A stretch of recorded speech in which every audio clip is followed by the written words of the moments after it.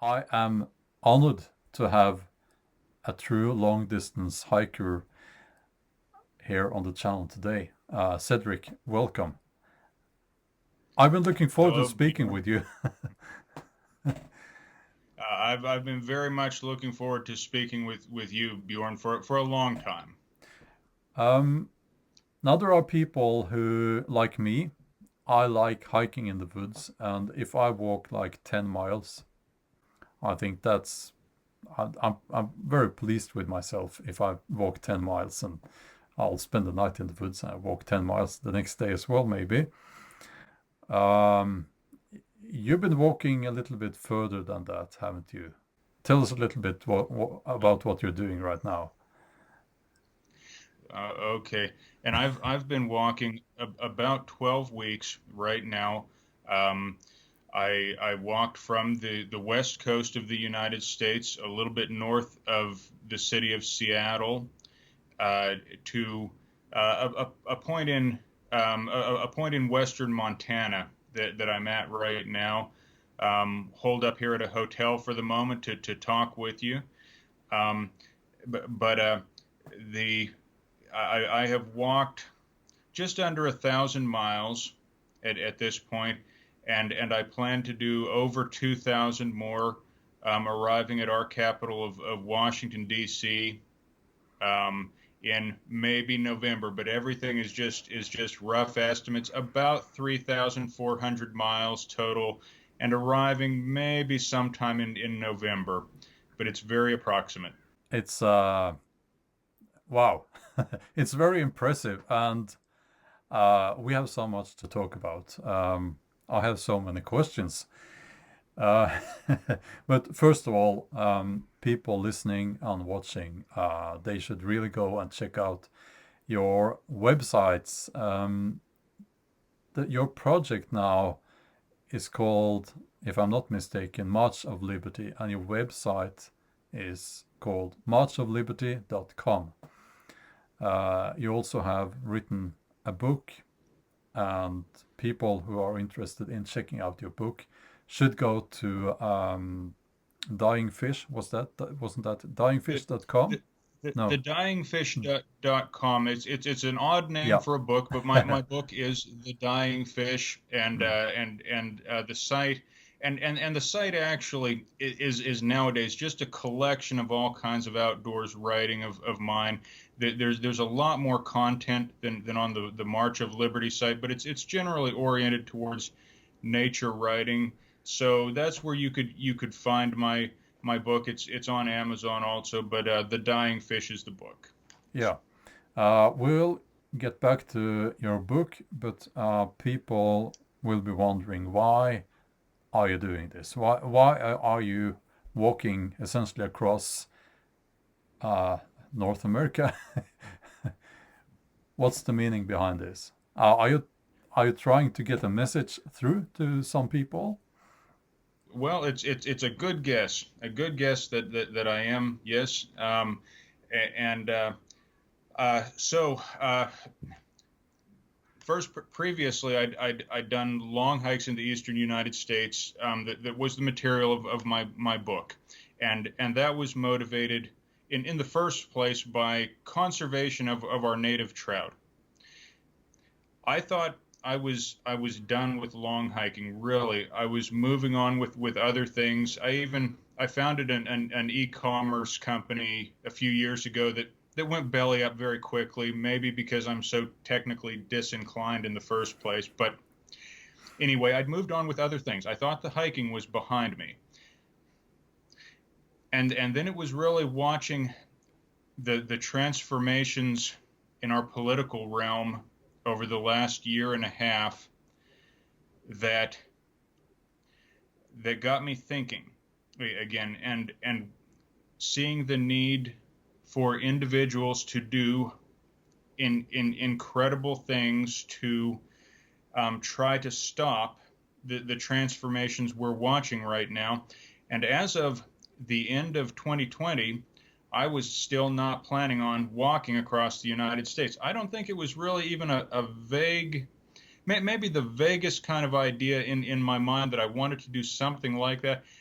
And then early in January, it crystallized for me, and I got the idea, and I thought, can I do it?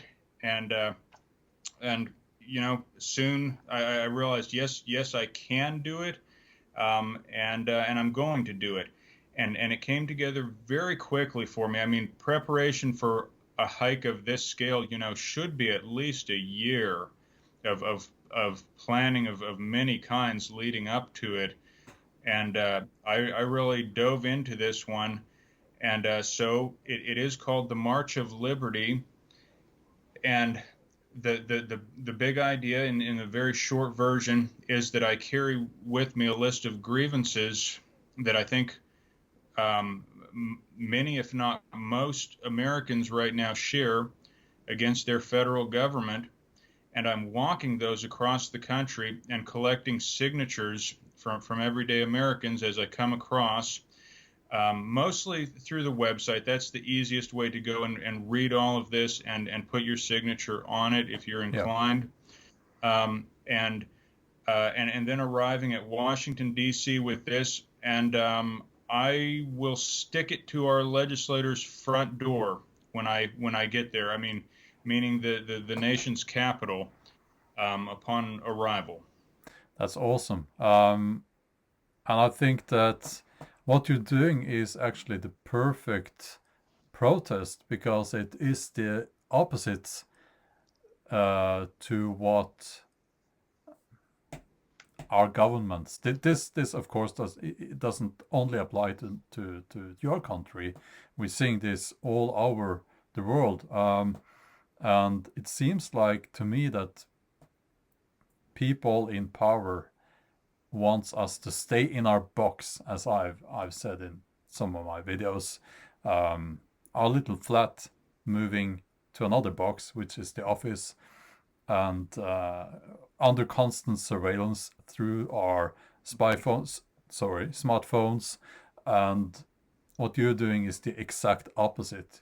You're walking from here all over to the other side there, uh, and it really is, to me it looks like, it seems like it's a celebration of freedom, which is totally awesome, I have to say that. Well, this, I mean, and I'm thinking of this now as I hear you talking about it, that it leads me back, right back to the thinking of my my original hikes and my book, the Dying Fish. And I'm going to give away kind of the thesis of that book here. And I've often, since writing it, said that the thesis was really spelled out by Henry David Thoreau a long time ago, when he said, "In wildness is the preservation of the world."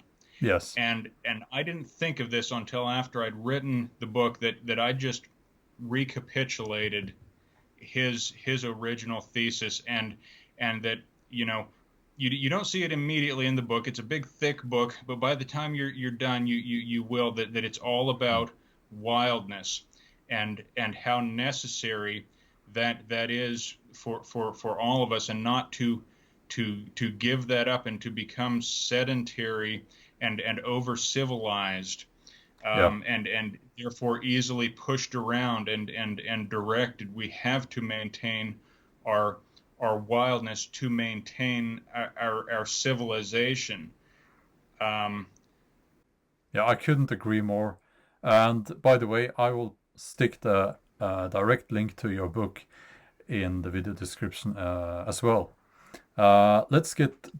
Let's jump straight into the whole COVID thing, the lockdowns, and all of that mess, because it seems to me and most people, I guess, that was really um, the catalyst, maybe. Uh, if I'm using the wrong words, you'll have to excuse me. I'm Norwegian, so um, that was the thing that made uh, everything change. That these things would have changed anyway, if you ask me. But now things are happening so rapidly, and things are changing not for the better. So fast. You know, it's almost from one day to the other. Um, I know in some of the states in the USA, the lockdowns and all that, it's been much, much worse than here in Norway.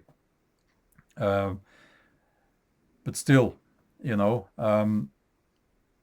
what is your opinion?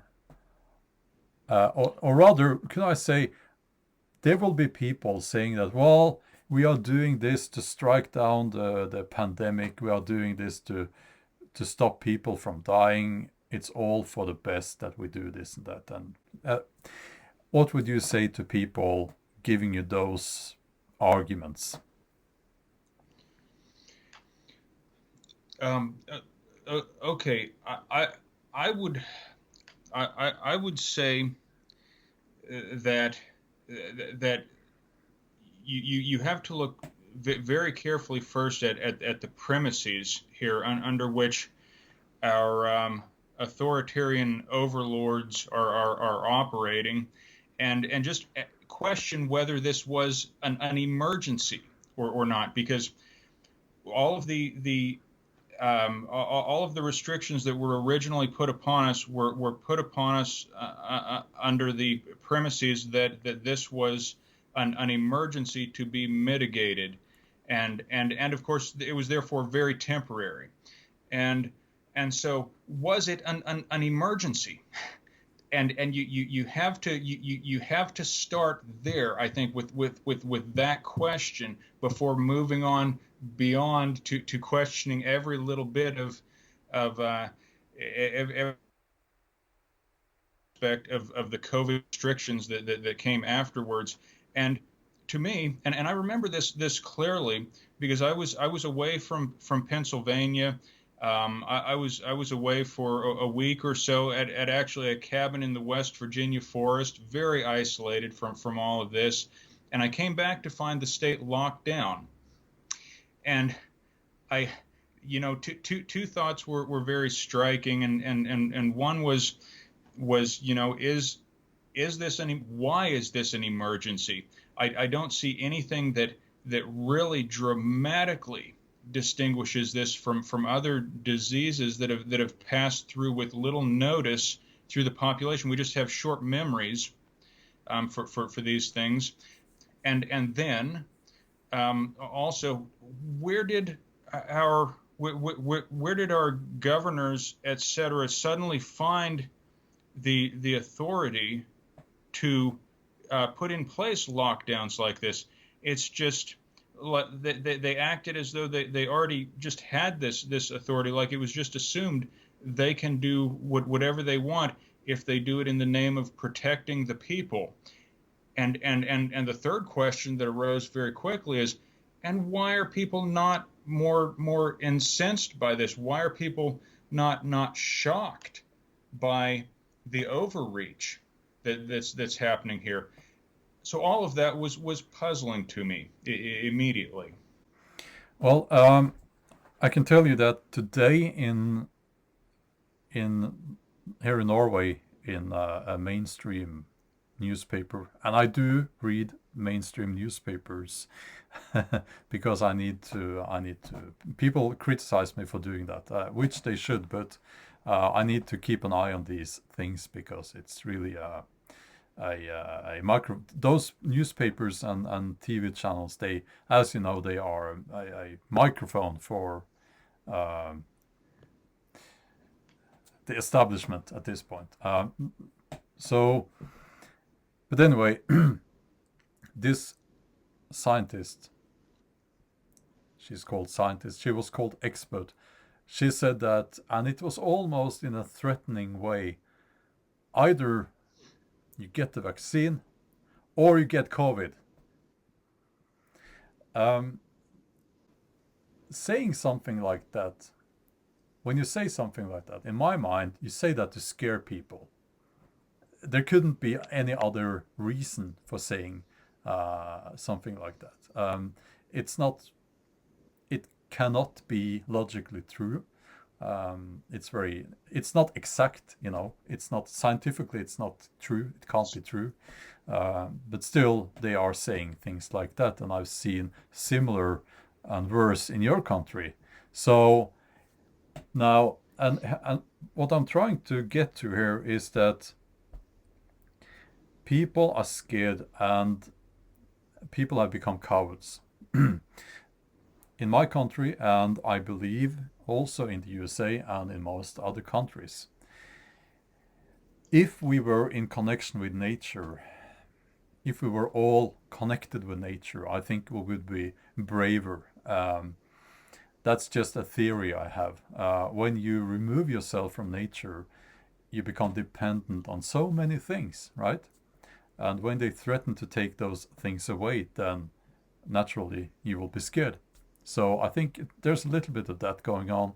But I don't know. I'm not in the USA, so what do you think? I was certainly. I mean, this is right in line with my thinking on all of this, and why it is so.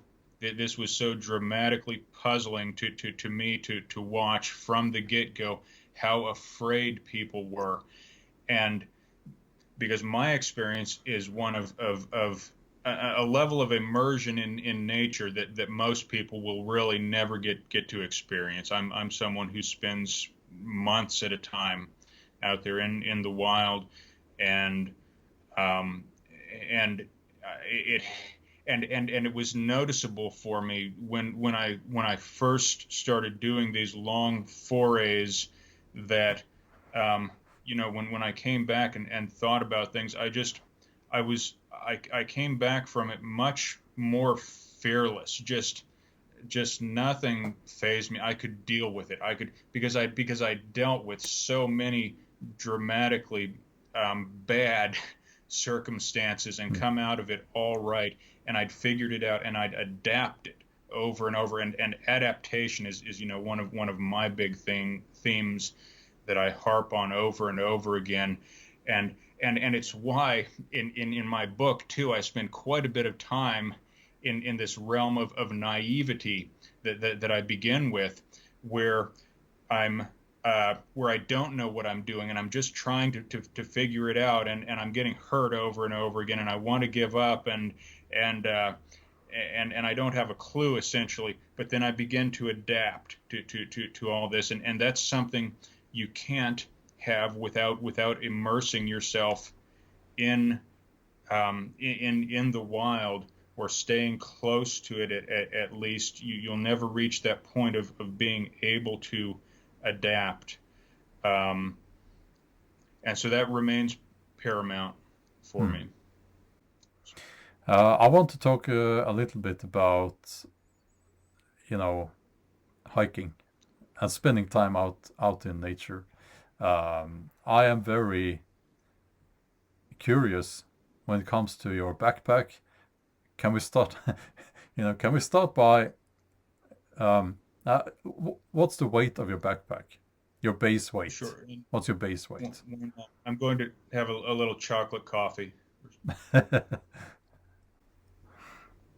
Thank you.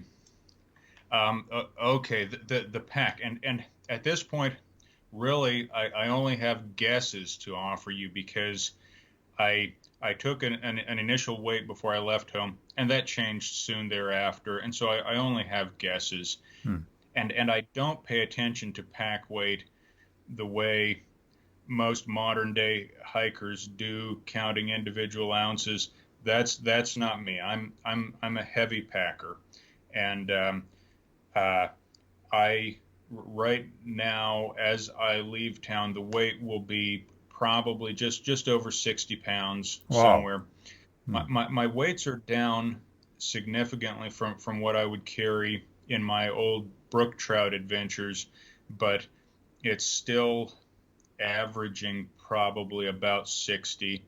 Um, Really, I cut some weight out a couple of weeks ago, and this was intentional. As I came onto the American Great Plains, I wanted to minimize what was in the pack. So really, I might be giving it to you a bit heavy. I may be in the 50s. I'm, Hmm. I'm probably in the 50s now. most hikers, say on the Appalachian Trail these days, are carrying something in the 20s. And for comparison's sake, and I just I the pack depends on the mission, on what it is, on what it is you're doing. And there's this assumption in the hiking community sometimes, I think, that we're all doing the same thing. We're walking down these established trails, looking around, staying at the same established hikers shelters and tent sites, and not deviating much from the established Sorry, trail. tent Hiking is sites, just the same. tent It's sites. the same. Sorry, you said tent sites. I have to ask you, is it like you can't just pitch your tent anywhere? Like in Norway, we can pitch our tent and spend the night in the woods wherever we want to. Uh, is it not like that where you are? It's an interesting question. So I guess we're talking about two different things here, and I've started talking about kind of two different things. My hike is one thing, and then I'm also talking about the way most hikers pursue hiking on established official hiking trails, usually in the mountainous regions of the United States. And so, in that context, um, usually there are established tent sites, and then sometimes, particularly in the national forests, dispersed camping is permitted, where you can camp wherever you want. Now, the truth of the United States, if you're a bit more open-minded about things, is you can find a place to camp anywhere you want.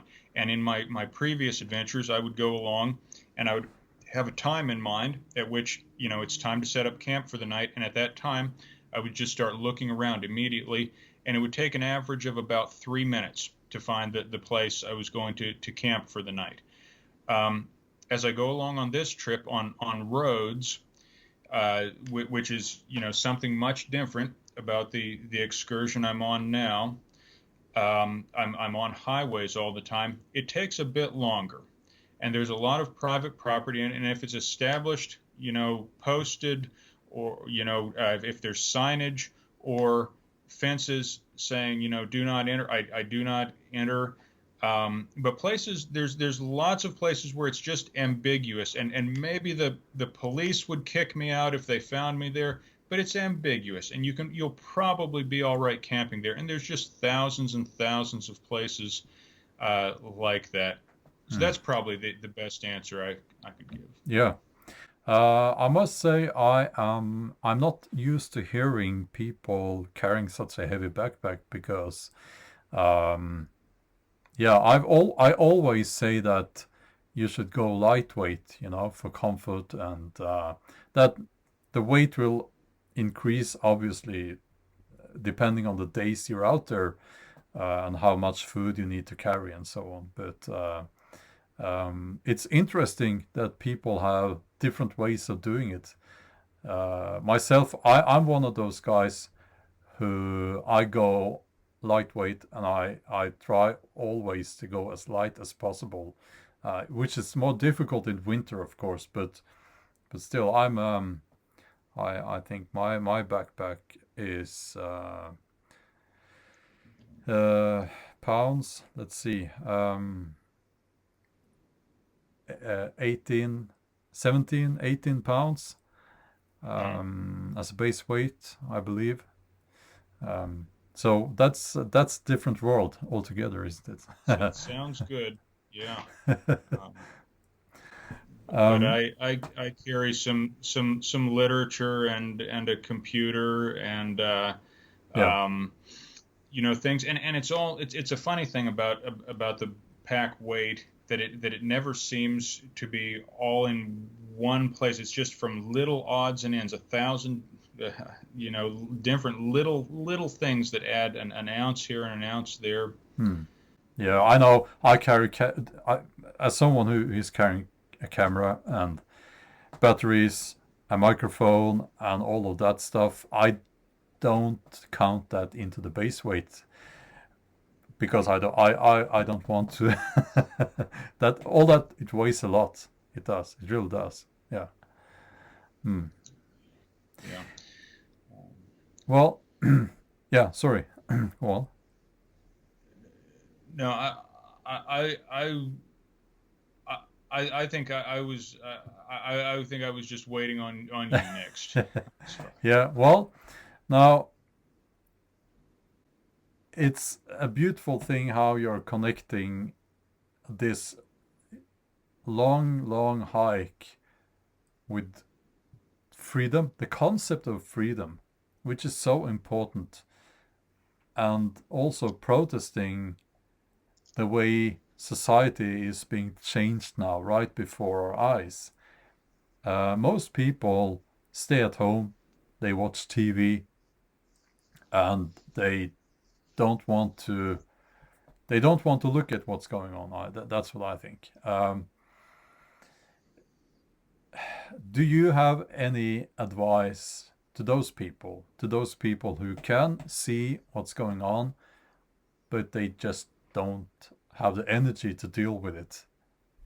They just sit there on their couch watching TV. yeah, Well, it's you know you're right, Bjorn, and this remains difficult for me, and I think about this all the time because it is the same here in America, and it's troubling to me right now that people are happy. You know, like the end of the lockdowns was the goal. Like we have to get government to lift the lockdowns, and then things are all right again, back to normal. Let's go on vacation.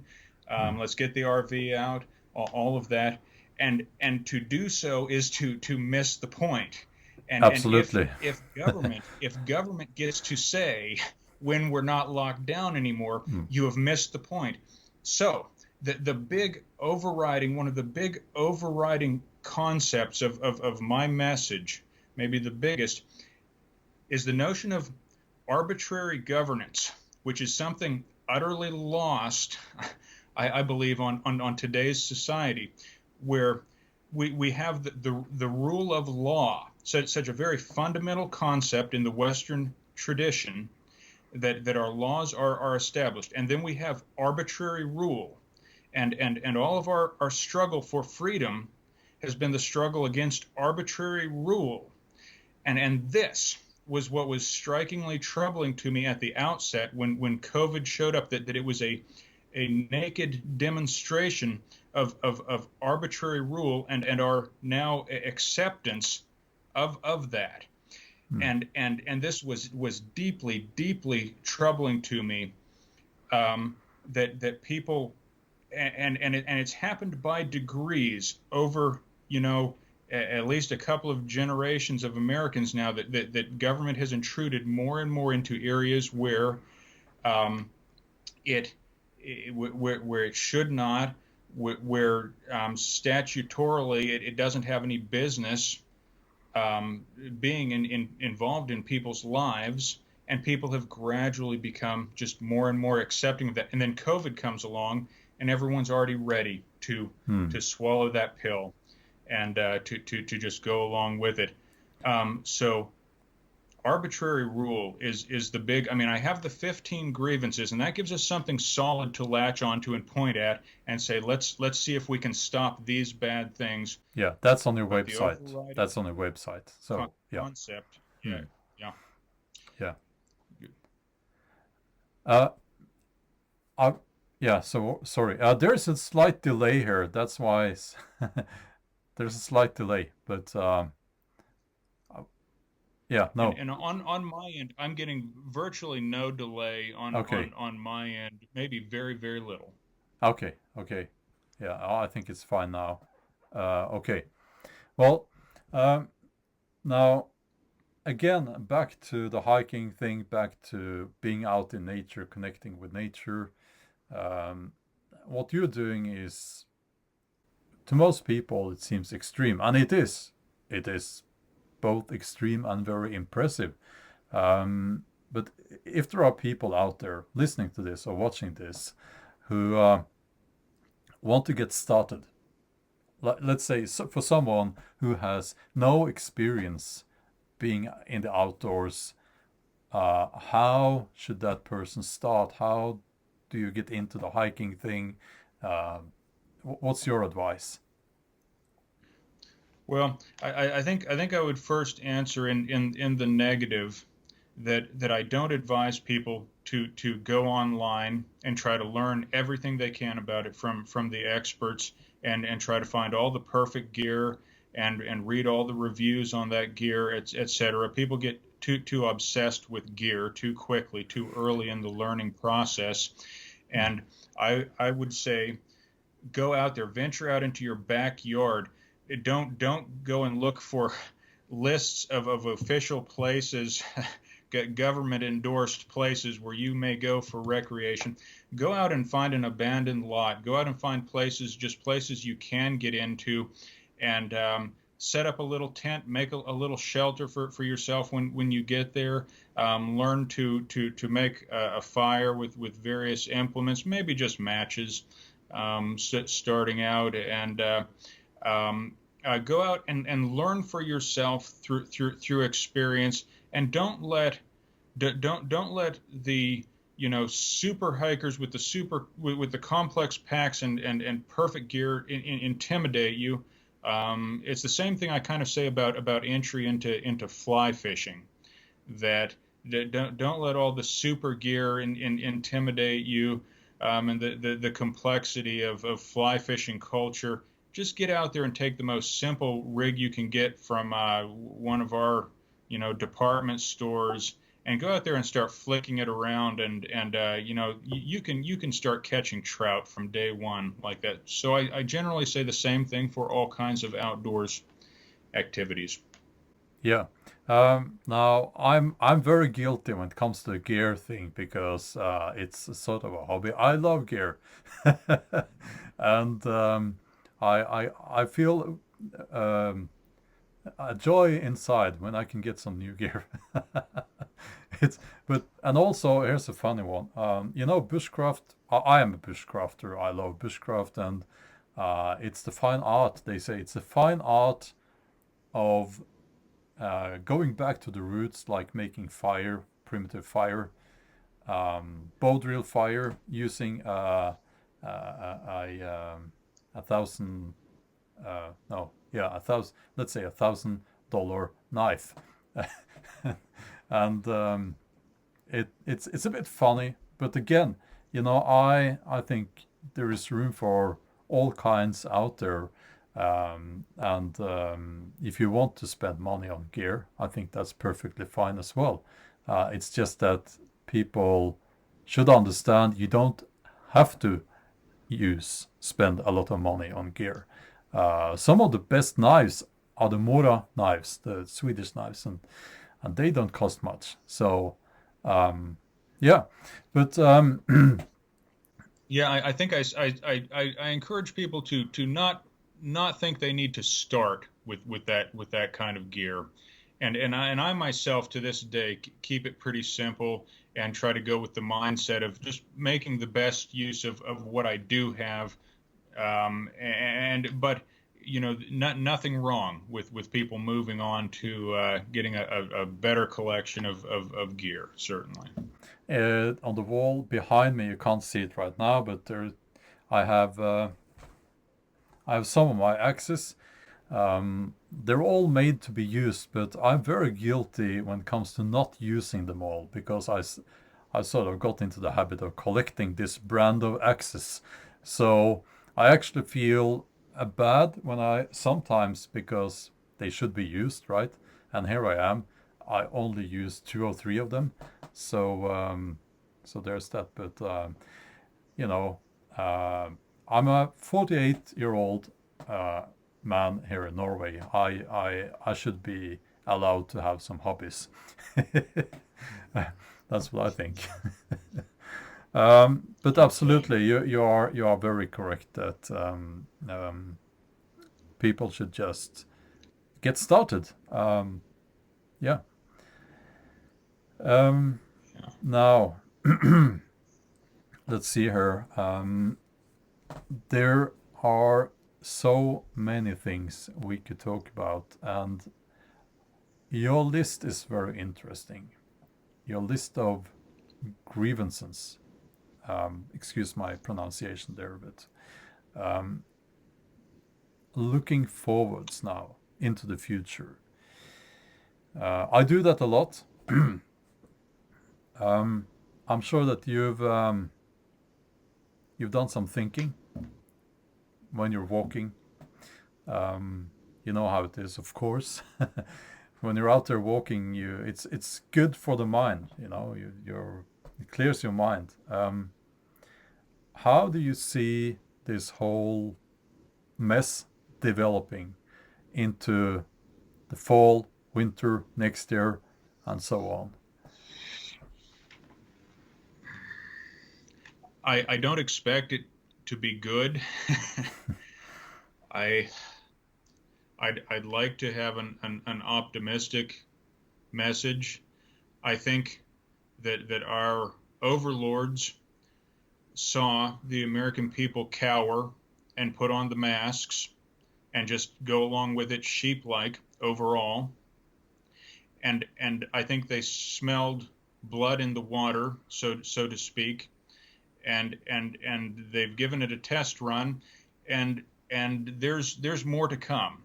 They know that we will just be followers by and large, and I don't know. I don't want to overstep. I don't want to take too many guesses about what's next. However, in one realm, I will, because there's a realm that I happen to know a lot about. I do a lot of research in the realm of global warming, and that's what's next. That's the next pretext, and I can't even say next. This has been what they've been using for a long time, and it's by and large failed until now. People just don't get excited about it. It ranks in polling around the bottom of the concerns of everyday Americans, and yet they keep harping on it. And why? You've got to ask why when it polls so poorly. The thing is, it gives them control over everything, Yeah. particularly energy resources, which touches on everything in and of itself, but just gives them enormous control. And because they can say in so many ways, they can say, this is what the science says. The science says this, and everyday Americans can't necessarily contradict that. People who don't want to do the deep dives into this stuff can't rapidly contradict what they're saying. That they say the science says it, and everyone says, well, okay then. But so it just offers them enormous control, again, into realms that the government wouldn't and shouldn't naturally have control over in the United States. But it becomes, like, again, an emergency pretext, and all of a sudden we're into this realm of arbitrary rule, where whatever it takes to mitigate that terrible global warming that's coming, and it's something that can just be defeated commonsensically, through something that can be defeated through reason, and it boggles my mind how difficult Americans find it to thwart the arguments of the left surrounding climate change. And here's just one way to reason it through right off the bat, that if the climate is changing, and if it's anthropogenic global warming, and let's say global warming and not climate change, there's a good reason to stick to that. I mean, we know their proposed mechanism, through carbon dioxide enrichment of the atmosphere, and that leads to warming. So we've got to stick to that. It's about warming. But so if the planet is warming, there are necessarily, if you understand anything about the way the natural world works, if you're not utterly divorced from nature, and you understand anything about nature, you know that there have to be things about a change in overall temperature that humans would find desirable, good things, and there would have to be bad things too. So you never hear talk from the left about those good things we would enjoy, that would enrich our lives, that would maybe bring us back to a flourishing comparable to that medieval warm period, which brings us, gives us a connection back to your culture. And we don't need to go that direction at the moment, but we know what happened, you and I do, during the medieval warm period, involving involving the Nordic nations. But so there are things that bring about human flourishing, and we never hear talk of those things. Only the existential crisis that's created. And so, in seeing that, we know it to be propaganda from the outset. And so we can reason these things through and see what their game is. And I'm mystified why this is so difficult for most Americans. And it leads us back to, being divorced from nature, being far removed from the wild, and just relying on government to hand us our information, to tell us what the science is. Um, I'm just not going to comment on that, because of this being YouTube and all that. Um, I will, you know how it is. I will just move on to, because it connects with what you just said, surveillance. Now, if you have a tool, now I'm being very careful about choosing the right words here now. We're in dangerous territory. If you have the right tools, essentially we're talking about a new tool, not a new tool, but a tool to control everything. It's if you combine that with knowing everything about everyone, every individual, essentially you've taken everything away from every individual, because you know everything about that individual. You can predict what that individual is going to do, say, and think and feel.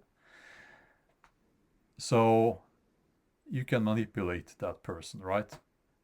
So this leads me to this square thing in people's hands. It's like it's glued to their hand. I used to have one of those devices. Let me show you my hands. Yeah. Yes. I know. We are people. You and I. We don't have a smartphone. Um, I was told that you ditched your smartphone. Uh, am I correct? Correct. Yeah, I did so as well. I haven't looked back. It's awesome. Um, but the problem is that everyone, almost everyone, has that smartphone at their person almost 24/7. I see that as a huge problem. We could, and I want to hear your opinion about this. I think if everyone just stopped using the smartphone altogether for, let's start with 1 month, this whole thing would break apart. It would go away. Because they are dependent on that stream of information about every single individual. Now, what's your opinion on this?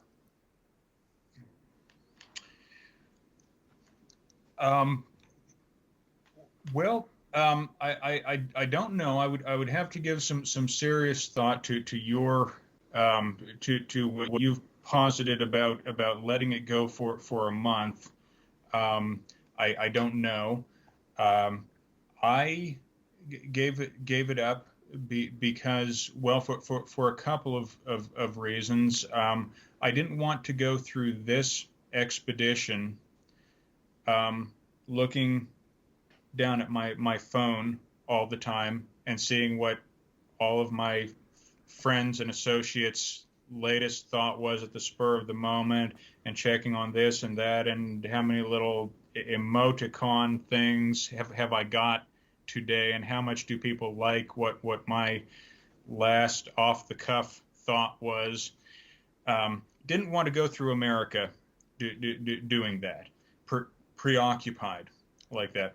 Um, Also, I thought I could do without the surveillance. I thought I might not like to invite um, Google and Amazon along on my big adventure. Yeah. Um, and so I thought I would leave them out to the greatest extent possible. And of course, the surveillance beyond that, we're largely not even aware of. Um, I mean, I think most of us have no idea, myself included, where all of that goes, and what's really done with it. So just that not knowing is enough reason to dump it. And aside from that, you have to look at it in balance and say, what do I lose when I give that up? And you may realize already talking to me that basically everything I think about is in a historical context. And I think back to our pioneers and so forth. As I walk past, I still walk past the old wooden buckboards and so forth that brought pioneers across. They're on display here and there here in the West. And I think about these people and what they came through with. And uh, I haven't seen it in the history books. I don't think any of them had any kind of a smartphone. Maybe they had one of your smartphones, your wooden smartphones, but I'm not sure.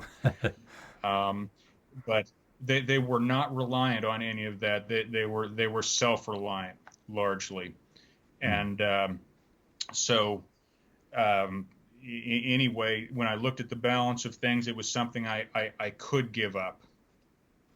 Yeah.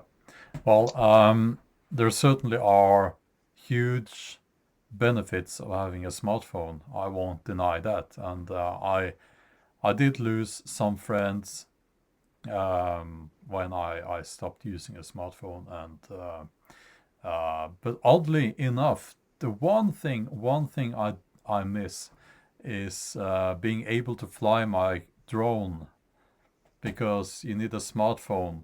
At least my phone. No, my drone needs a smartphone to steer the drone, so I can't do that anymore. But that's okay. Um, but yeah, yeah. Go on. Bjorn, can I share with you something that just has been on my mind as I've gotten ready to talk to Sure. you, and Yeah. it's just an experience I had within the last week that is very typical of my experience out here, and has a big point to it. That so I was traveling along a few days ago and got caught in the rain, which is fairly rare out here, but it was a cold rain. It was late in the day. It was pretty miserable, and I was going through an area that was relatively civilized and just nowhere to camp. I was just trucking down the highway, and I spotted a place just kind of between two farms. That I really, I'm sure I wasn't supposed to be there, but it would work and probably no one would notice, no one would mind. And it was a little lane. I'd have to walk right past the horses and cows. They'd all watch me come in. And I came in and got my little tent up on top of the cow manure and whatever at an awful angle. It was just the most awful little sight ever. And I got myself in. I was soaked and had to get out of this wet clothes and into dry stuff in my little micro tent, and it was kind of the most awful place ever. And I got in there and took some deep breaths, and I reached for something I often reach for in the evenings. I've been reading the pre-revolutionary writings of John Adams during Mm. much of my walk through on this trip, and I got into it a little bit, and I ran into a paragraph that begins. that begins with a little Latin phrase I did not recognize, and that Latin phrase is obsta principiis, and and the sentence is obsta principiis, comma, nip the shoots of arbitrary power in the bud is the only maxim which can ever preserve the liberties of any people. And Hmm. obsta principiis, it turns out, means resist the beginnings. Yeah. And Hmm. so, anyway, Hmm. I was dying to share that, um, and not only for the obvious lesson, but you know in if for people who are just meeting me for the first time, just encountering me for the first time, that moment is a great microcosm of Cedric Keith and what I'm all about, and my experience in that kind of dire, wet, awful situation, but trying to pull some lessons from our founding fathers and move on more enriched, for having been there. Yeah. Well, thank you for sharing that. Um, so one thing that people have been telling me, and I've said so myself, is history repeats itself. What's happening now, we've seen it before several times up through history.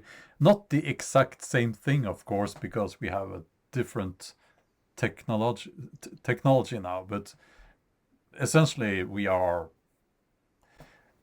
moving towards a more feudalistic system, I would say, put very simply, which is not a good thing. Which is not a good thing. And I I always, think so too. I mm, agree with you very much on that point, and not many people do. Not many people see it that way, I think. But moving towards a feudalistic yeah, system, yeah. yes. Um, it's this is something I the reason why I talk about this on my YouTube channels and whenever I get a chance to talk about other people in private as well, I will talk about this. Um, it's not because of me, it's because of the next generation. As a father, I'm deeply worried about the changes that are being implemented now. And it's unforgivable what they are doing now, what they have done. It's totally unforgivable. Now, um, again, this being YouTube and so on, we need to be careful, but I think there is a slight probability that there will be a, a pushback. That's the I want to say a different word, but a pushback against this. And if that happens, it could get very ugly, not in a matter of days, in a matter of hours. That's what I think. These things, when they happen, it's like an explosion. Again, if we look back at history. So, um, I don't You know. are correct. Yeah. Absolutely. Um, Yes. in Europe, we are seen as essentially Americans. They think Europeans are much more cowed than Americans. Maybe we are not so much in Norway, but perhaps, but I don't know.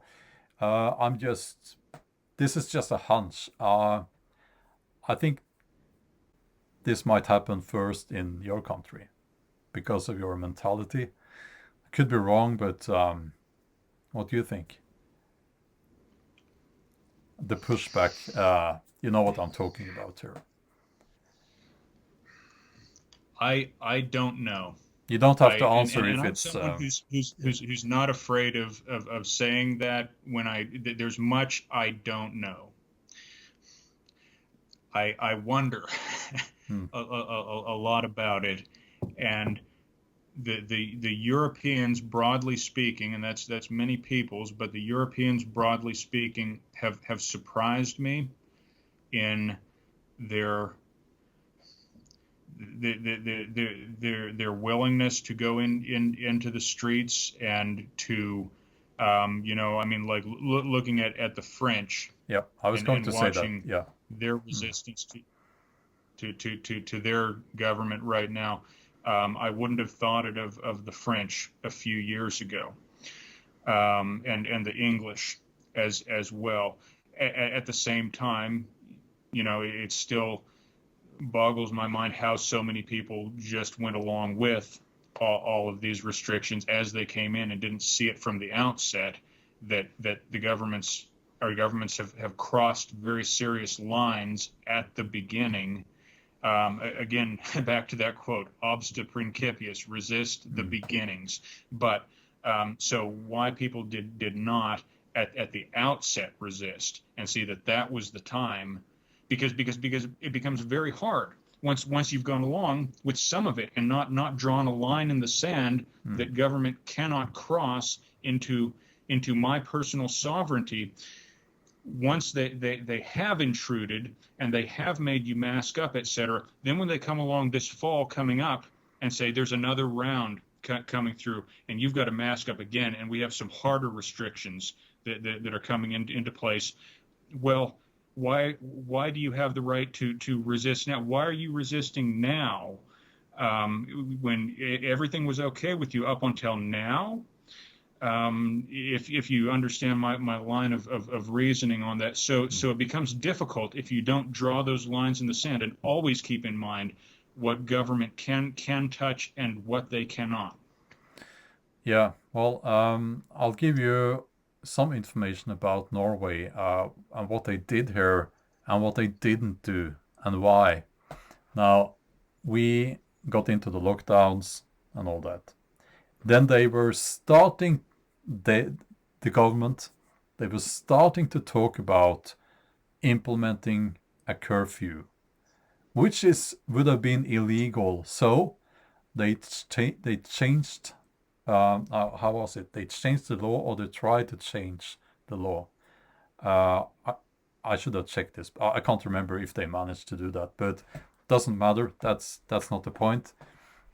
Um, they always, through this whole process, said we're not going to have a curfew because, and they said this, we can't do that in Norway. Um, and that's correct, because I think that our politicians here, they knew very well that that would not have been accepted. Norwegians we like to go for a walk in the woods. We like to do what we want, move around as we want to. Um, Americans used to. Yeah. yeah. Well, but in Norway we have this culture where, um, freedom of movement is, it's so essential.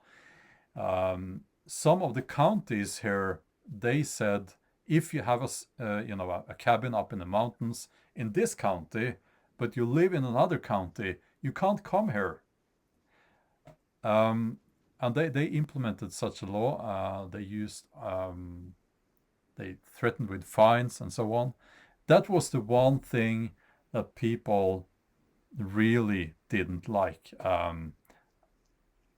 And my point there, the point I'm trying to make, is that our politicians, I think, at least here in Norway, they knew from the start exactly where that line is. So they would do, and they have done everything right up until threatening implementing a curfew, but they didn't, because they knew that that would have been stepping over the line and people would have gotten very, very upset. I hope. So, yeah. But I don't know. There have been a curfew in other countries, many other European countries. I feel so sorry for people. And I want to add this: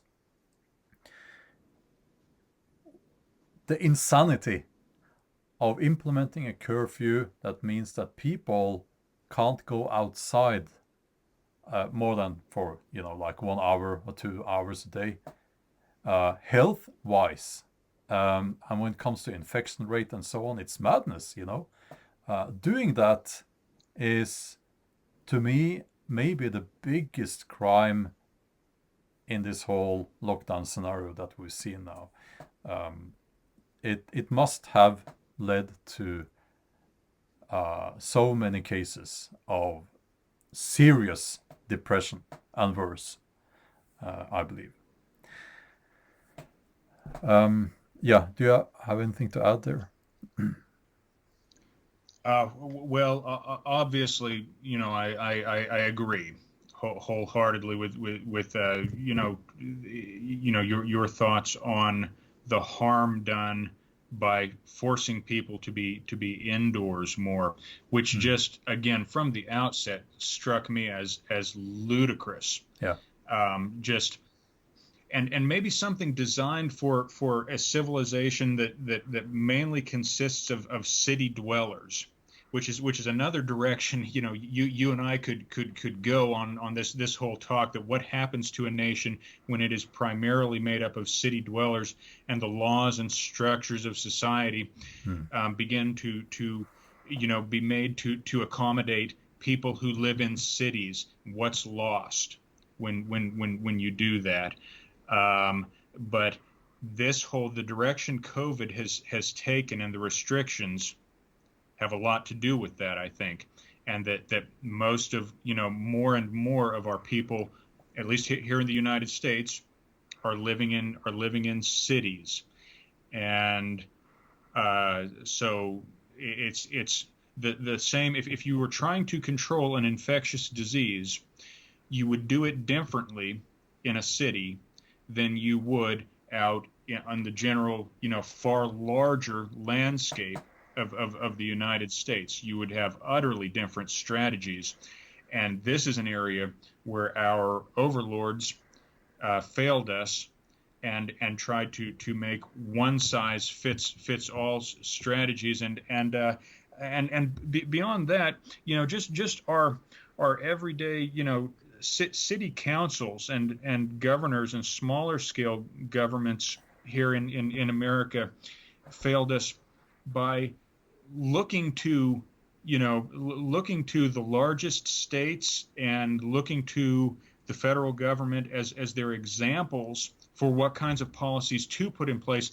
And I think this just has a lot to do with kind of this desire for a veneer of urban sophistication that is so rampant in small town America, that you look better if you can look like you're from you're doing things the same as they're doing in San Diego or New York City or somewhere like that, and so they followed that same kind of route in putting in place the enlightened, sophisticated policies of the urban world in very small town America. And this is something I have been able to see now as I've walked through the West, and in places where it's absolutely absurd to have these kinds of restrictions in place.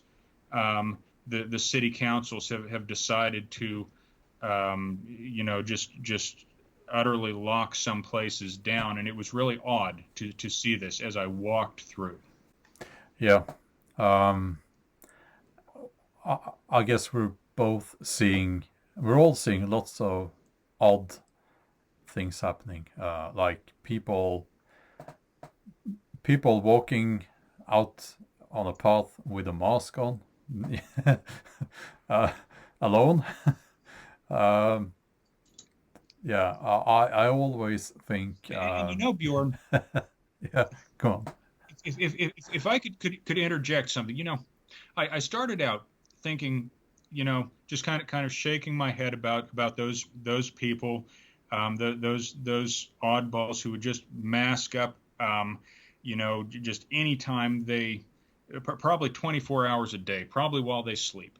But anyway, as thinking about it, I kind of have come to think that, okay, maybe that's actually the way it should be. It should be individuals looking at this risk and deciding how much they and their families are at risk, and so how what kind of steps they need to take. And for some people, that's going to be they're going to be more risk averse, and they're going to want to mask up more. Okay, fine, that's your right. You should look at these things and make those decisions for yourself and for your family. And fine, if you want to wear a mask for the next 5 years, great. Um, but the problem comes from the mandates, of course. Of course, yeah. The last thing I heard now, that was yesterday from the health authorities here in Norway. Or no, no, it was one of the guys there, I think. He said we should never start shaking the hand of people again, and we should never hug people again. Now, I'll repeat that. We should not shake the hand of other people again, ever, and we should not hug people. Well, I think he said you can hug your close family, but not nobody else. Mm. Um, Well, I hope they'll put all that in writing, and get it down to a matter of law, exactly who you can hug and how many times, daily. Is it okay more than 2 times a day? And put that in law. And if you're traveling outside the county, may you still hug your great aunt when you arrive. And get it all down to a matter of law, so we know the whole code on this stuff, and can learn exactly from our enlightened, expert, technocratic rulers what exactly we can and cannot do anymore. yeah, I think they should go further. Actually, I'm kidding now, but of course they should go and in there and regulate our intimate life with our partner, girlfriend, and so on, because there's obviously a health risk. And what else is there? Yeah, I guess Well, there. it's not just. Why would it just be COVID-19? Now No, no, we've no, thrown no. open the door to this stuff, and Yeah. it's the rest of coronaviruses now probably need to be treated this way, and there's a whole realm of other diseases, and then just other risks. So many risks out there Hmm. that need to be mitigated by the coercive power of government, and just and so this is what I'm saying. Once you have accepted this idea of arbitrary rule by our governors, there is no natural end point for it. There's no good point at which to say, well, okay, but not that. You can't tell us what to do there. Once you've said that it's okay for them to, on the spur of the moment, tell us all what to do rather than adhering to the rule of law, there's no natural end point for this stuff. Yeah, exactly. And right now, the biggest challenge, of course, at least here in Norway, is the implementation of the COVID passports or the green passes, COVID certificate, and so on, so that the people who had, I usually say, the jib jab, the poke in the shoulder, the jib jab. It's a code word, those who had the jab, the jib jab. It's a crazy world. We have to use code words, but anyway, they Is can that Norwegian? The jib jab? the jib. No, I think it's English actually. Those who had the jib jab started with jab, then now it's the jib jab. Those who had that, again, I think that should be up to each and everyone to assess the risk and gather the information and so on and make that decision. But we have this passport now. People have a smartphone. I, they will have to show that app. It's green or red. People like me, we have a red thing there. We can't go into that um, sports arena, that concert, that place. That we don't know where this is going to end. Now, Of course, I made a wooden smartphone, and it says there, it's a picture of me, and it says COVID certificate, and Björn can do what he wants. So I should be fine. But the insanity of this is it. I can't comprehend. Well, I can actually, but it's it makes me feel a lot of strange things in my head. That's the only way I can explain it. It makes me I'm feel laughing, odd but it's awful. when people accept this, because they say, well, it's good because now we who had the jib jab can get the freedom, the our freedom. You always had the freedom. This upsets me. And this is the one thing that upsets me the most. We're segregated now. They are segregating the population, which is a very dangerous thing to do, historically speaking. Okay, I went off on a rant there. I'm sorry. I Yeah, people need to hear that. Yeah. I know it's the same in your country, at least not in all the states, but in some of the states. Well, in so many ways, Mm, they're trying to segregate us. It helps the powerful stay in power, to keep us turned against each other. And the many ways they're trying to do that beyond just um, jabbed or not jabbed. oh yeah, yeah. Um, and so, I mean, this is, I mean, it made it into my list somewhere. Just a single sentence that starts with instigation. Um, they have turned a peaceable people against each other for political gain, which is, I Mm. believe, what I've watched. I mean, just particularly during the last couple of years, but they've been playing this game for a long time, as have despots and tyrants for a long, long time. Yeah, well, one of the things you're talking about there is how suddenly race became a thing, and we won't get into that much, but I can tell you that my daughter, she said something along the lines of, she had never thought about that, race doesn't it doesn't really it's not something that we think about much here, and we never have. Well, never was, of course, back in the back in the medieval ages and so on. But we didn't think about that, and my daughter, she never thought about race until the whole BLM thing started. Um, then suddenly it became a hot topic, and that's a step back in history. That's not a good thing.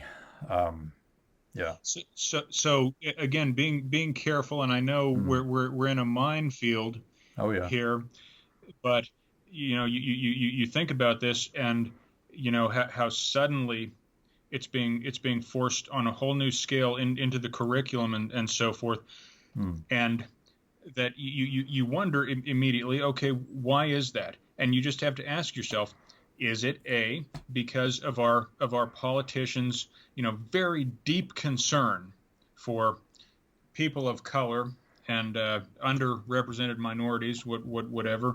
Um, is it because of that, or is it because they find some political advantage in bringing that up to the forefront once again? Which is more likely? Yeah. Well, um, I understand it's now racist not to care about which race people are. Uh, I actually think the term race is incorrect. Uh, and as I said, nobody in my family thought about that, and I really had to. I did this exercise, and I looked at my contacts list, and I thought, do I know people of a different ethnicity? Um, and it appeared that I actually do know lots of people of a different ethnicity, but I never thought about them in that way. I don't do now. I refuse to do that because they are, as I am, an individual, right? But it's strange. No, it's not really so strange And because you know, we I understand why they're doing this, right? Mm. I didn't want to bring this up today, but you know, my people, you know, I think appropriately need to seek reparations against your people. There was apparently a lot of raping and pillaging that went on before the 10th century, Well, and you know, I think it's about time. I'm You know, sorry. the Scots, the Celts, etc., suffered a lot from your people. I'm led to believe. Mm. Uh, Well, uh, yeah, I know. Sorry about that. What can I say?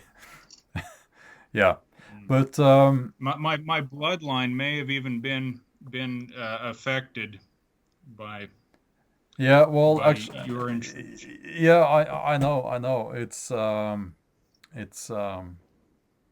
yeah, that's how it is sometimes. It's a long time ago, so but you're correct. And Mm. also, well, if you look at history, of course, it's much more complex than these people want us to believe. And of course, for someone who knows a little bit about history, looking at the simplifications that they are putting out there and how incorrect that they are is it's just sad. It's sad.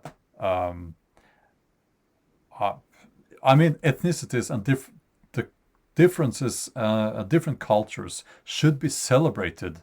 Um, I'm someone I'm very interested in other people's culture, um, and yeah. But anyway, um, do you have anything to add to that? I, I don't think so. We could maybe let that one go at that point. Uh, Yeah, yeah. Maybe we should. But anyway, are you going to continue your hike tomorrow? yes, I should be continuing today. Today? In a Oh, little while, I've got to hmm. pull things together and hit the road. So what's coming up is the rest of Montana, a state that just goes on forever into the east. And I drove through it on my way out here, and it looks like just on its own just too large to ever walk across. But that's what I'm trying to do, and I think I might be roughly a third of the way across right now.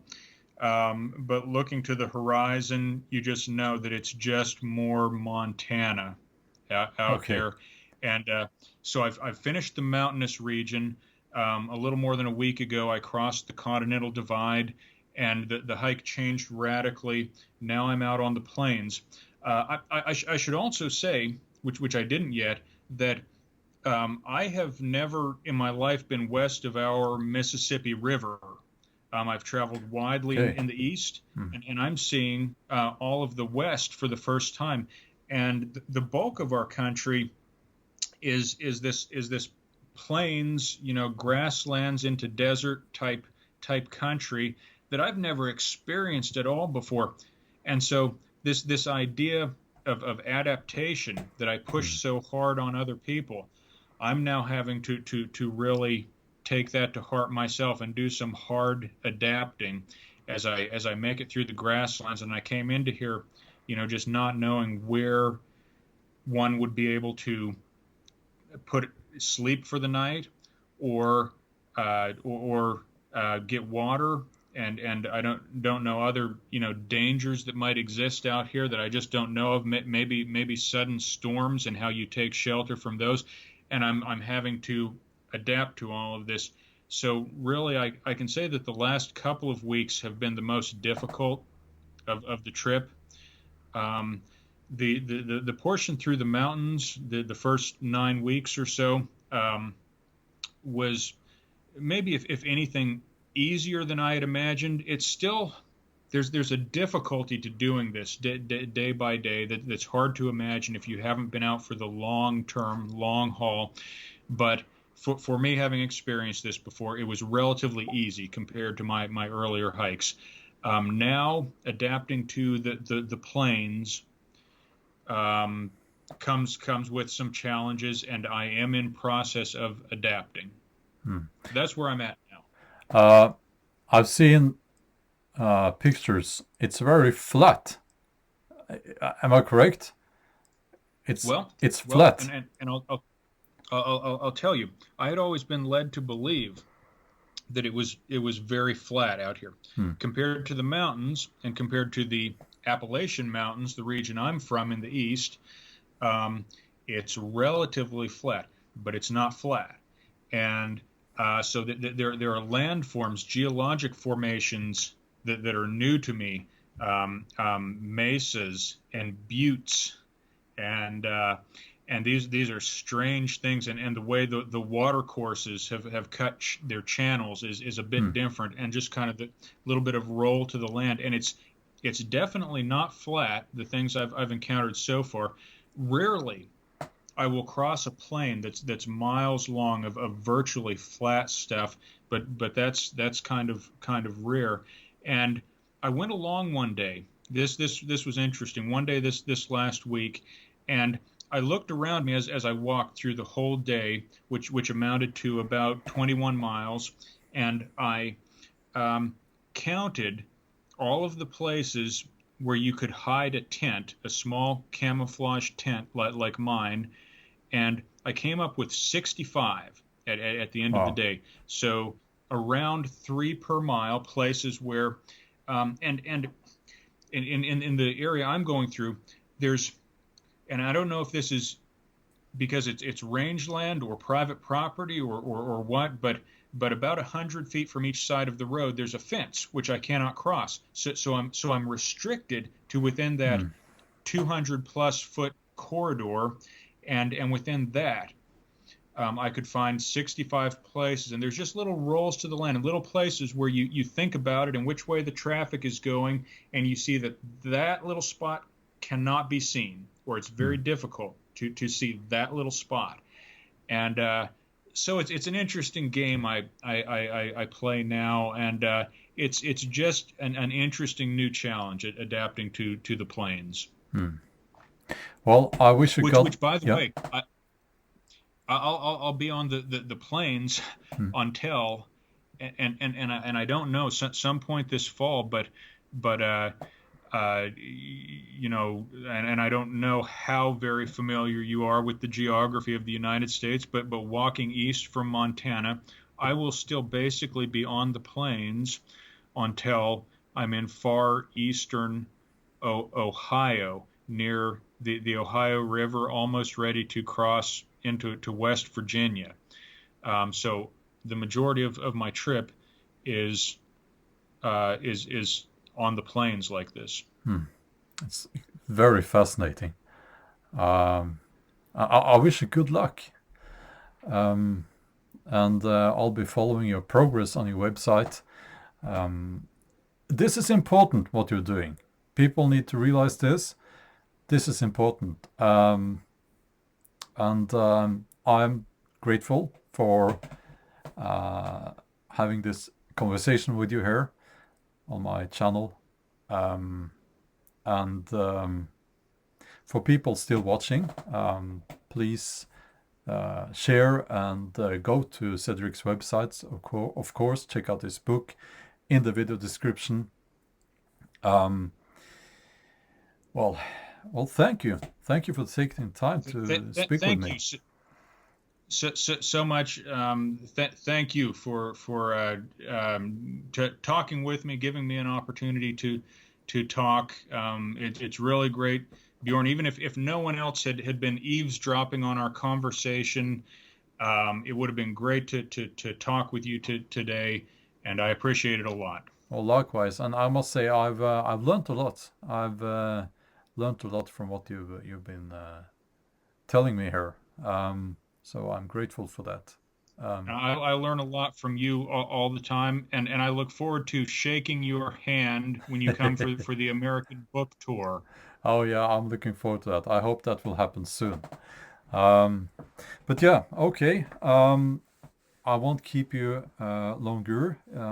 You need to get ready to continue your long distance hike. Uh, it sounds like a fairy tale. Long distance hike, at least for a Norwegian. In my ears, sounds like something magic. Mm-hmm. Well, I was either going to hike across Norway or the United States, and I decided I'd go with the United States this time. Hmm. Yeah. Well, next time you can come to Norway. People here, some people, they walk from the south to the north or the north to the south, and yeah, that takes a while. Hmm. I would like to see it, Hmm. certainly. Okay. Again, thank you, and I hope you'll have a wonderful day, a wonderful hike. Again, thanks for taking the time, and I wish you good luck. Bye. Thank you so much, Bjorn.